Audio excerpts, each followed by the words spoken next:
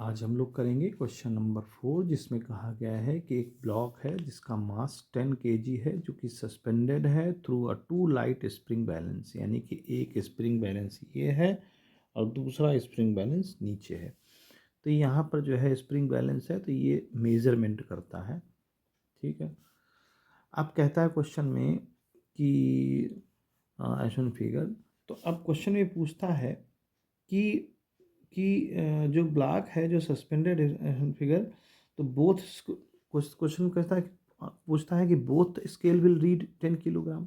क्या दोनों scale 10 kilogram read करेंगे, या दोनों 5 किलोग्राम करेंगे, या अपर जो है स्केल रीड 10 किलोग्राम और लोअर 0, या रीडिंग में be anything but there some will be 10 kilogram. तो देखिए ध्यान से समझिए, अगर कहीं पर एक स्प्रिंग है और स्प्रिंग को हम खींचें इस डायरेक्शन में, जितना फोर्स से हम इस डायरेक्शन में खींचेंगे, मान लीजिए 10 न्यूटन से खींचा, तो इतना ही फोर्स इस स्प्रिंग पर इस डायरेक्शन में लगेगा 10 न्यूटन।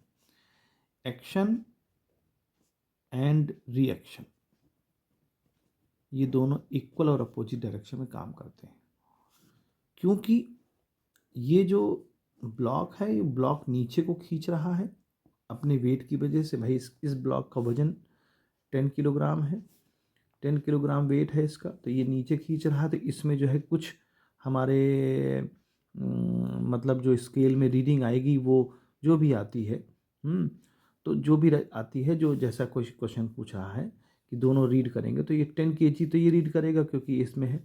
क्योंकि ये वाला स्केल इस पर अटैच है, तो ये हुक से इसको भी खींच रहा है, और यहाँ पर रिजिड एंड है, यहाँ पर ये नीचे नहीं आ रहा है, ये रिजिड एंड है।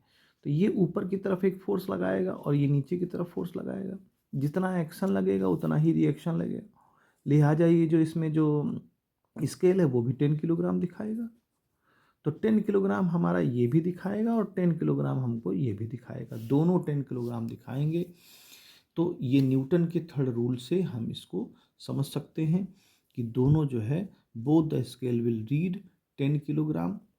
और ये जो है ऑप्शन गलत हो जाएगा, क्योंकि 5 किलोग्राम तो हो ही नहीं सकता, 10 किलोग्राम तो वजन है। दूसरा कि अपर वाला 10 किलोग्राम दिखाएगा, लोअर 0 दिखाएगा, ऐसा भी नहीं हो सकता, इस पे तो 10 किलोग्राम रहेगा ही रहेगा।